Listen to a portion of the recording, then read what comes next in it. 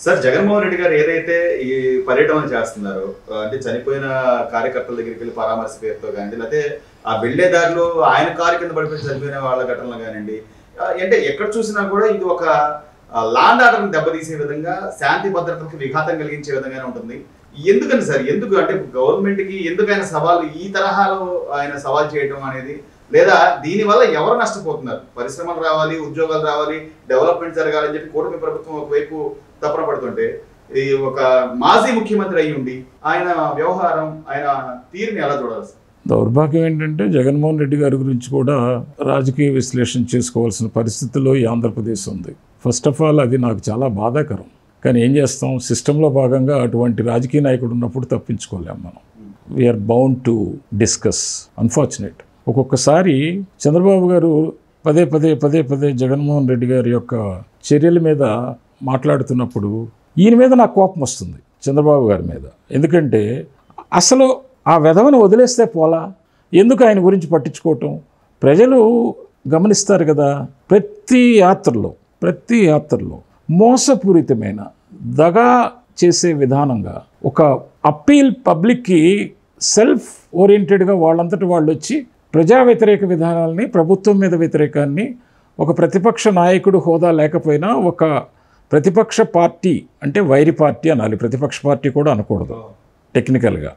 వైరి పార్టీ కూటమి ప్రభుత్వానికి వ్యతిరేకంగా ఉన్నప్పుడు అతనికి బుద్ధి, జ్ఞానం, సిగ్గు, లజ్జ ఉంటే సెల్ఫ్ ఓరియంటెడ్గా నువ్వు గ్రో చేసుకో, కన్వర్ట్ చేసుకో, ప్రభుత్వ వ్యతిరేకతని కన్వర్ట్ చేసుకో. అంతేగాని ఏమిటయ్యా ఈ జెమిక్స్, నీకేం తొందర వచ్చింది? ఇంకా సమయం ఉంది కదా, నీ అంతటా నువ్వు నీ క్యాడర్ని బిల్డప్ చేసుకో. నేను చెప్తున్నాను, జగన్మోహన్ రెడ్డి కనుక పొరపాటున కాదు, అతను చేసిన విధానాల వల్ల కానీ, గతంలో చేసిన చర్యల వల్ల కానీ జైలుకి వెళ్ళటం అంటూ జరిగితే అతని చుట్టూ ఉన్న నాయకత్వం మొత్తం చెల్లాచెదరైపోయి చెట్టుకొకళ్ళు పుట్టకొకళ్ళు అవుతారు. రాసి పెట్టుకోండి. ఎందుకంటే ఇది బీజేపీ లాగా, టీడీపీ లాగా సెల్ఫ్ సస్టైనబుల్ క్యాడర్ లేని పార్టీ, పవర్ పాలిటిక్స్తో పుట్టిన పార్టీ, ధన రాజకీయాలతో పుట్టిన పార్టీ, చెడు పద్ధతులు చొచ్చింపజేయబడిన పార్టీ. కార్యకర్తల మనోభావాలను కానీ, నడవడితి కానీ, నాయకుల యొక్క నడవడితి కానీ ఎక్కడా కూడా ఒక పద్ధతితో కూడిన విధానంగా వారి యొక్క పార్టీ యొక్క ఎజెండాని తీసుకెళ్ళి ప్రజల్ని హోల్డ్ చేసుకున్న పార్టీ కాదది. కాబట్టి అతను ఇప్పటికైనా రియలైజ్ అవ్వాలి. అవ్వకపోవటం వల్లే కూటమి బలం అని నేను అనుకుంటున్నాను. ప్రతిపక్షం, వైరిపక్షం ఎప్పుడు కూడా బలంగా ఉంటేనే ప్రజాస్వామ్యం 10 కాలాల పాటు మనుగడ సాగిస్తుంది. ఆ అవకాశాన్ని కూడా చేజిక్కించుకోలేని వ్యక్తి రాజకీయ నాయకుడిగా ఈ ఆంధ్ర రాష్ట్రంలో ఉండటం అనేది ఒక విధంగా బాధ, ఒక విధంగా సంతోషం. సో అలాంటి వ్యక్తి ఆ పార్టీకి అధ్యక్షుడిగా ఉండడం వల్ల ఈ రోజున ప్రసన్న కుమార్ రెడ్డి లాంటి వ్యక్తులు కానివ్వండి, లేకపోతే గతంలో అదే సాక్షి డిబేట్ లో అమరావతి మహిళలందరినీ కించపరిచే విధంగా మాట్లాడి ప్రసన్న కుమార్ రెడ్డిని చీపురు పట్టుకొని పేడ నీళ్లు చల్లి కళ్ళల్లో కారం కొట్టి శిక్షించాలి. స్త్రీలు చట్టాలు పనికిరావు, చట్టాల వల్ల కాదు, అది లేట్ ప్రాసెస్.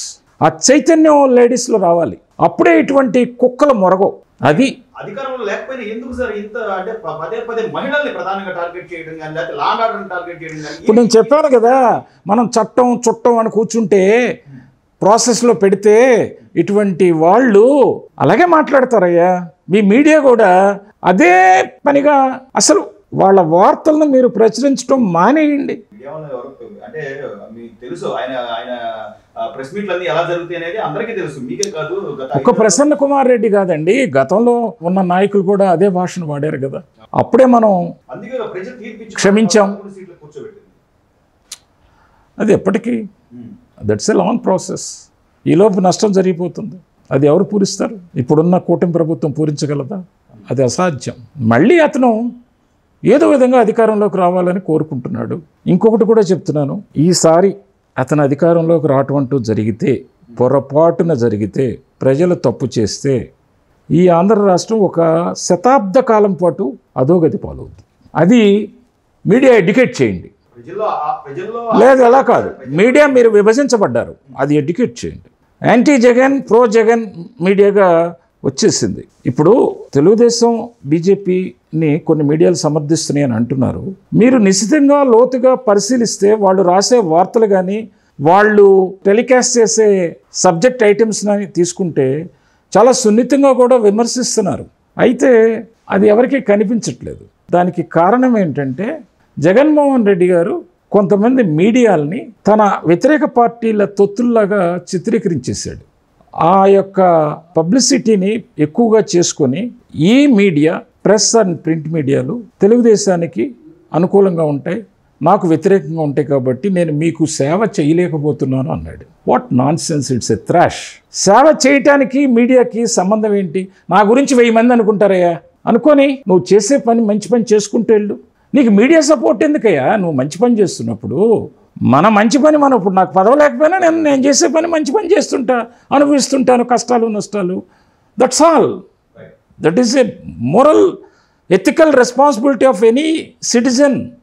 అది చేయాల్సింది పోయి ఆ మీడియా ఎలా చేస్తుంది అంటే నువ్వు చేసే తప్పుడు విధానాలన్నింటికి ఈ మీడియా నీకు బాగా కొట్టాలా?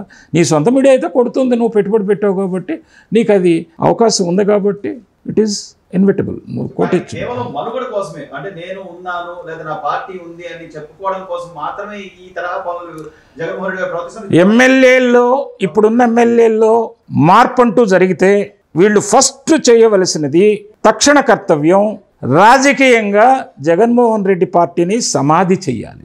అది చేయనంతకాలం చంద్రబాబు నాయుడు గారికి పని పెరుగుతూనే ఉంటుంది. ప్రజలకి అభివృద్ధి ఫలాలు అందినా అది చెడు ఫలాలుగా చిత్రీకరించడానికి ఈయన గారు కృషి సలుపుతారు, కృషి చేస్తారు.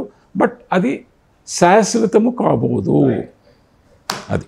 నమస్కారం. Please subscribe to Leo news for more videos.